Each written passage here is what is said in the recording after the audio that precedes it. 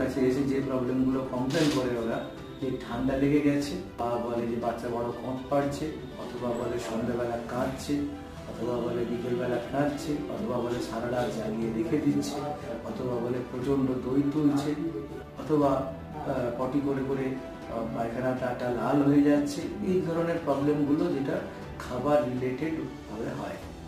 এখন এইটার লজিক, এটার যে অ্যানালিসিস, সেটা তো ডাক্তারিভাবে একরকম আছে যে দুধ বাইরে থেকে যখন গাট মিউকোসাতে যে পড়ছে, সেখানে তার ইমিউনিটি, তার জন্য তার যে রিয়াকশন, তো এটা তো সাধারণ মানুষ বুঝবে না। সাধারণ মানুষ দেখছে বাচ্চার পেটটা ফাঁপছে, এবং এই ফাঁপের জন্য অনেকের কি হয়, এটাকে আমরা বলি আমবেলিক্যাল হার্নিয়া, যেটা নাভি সেই অংশটা ফুলে ওঠে।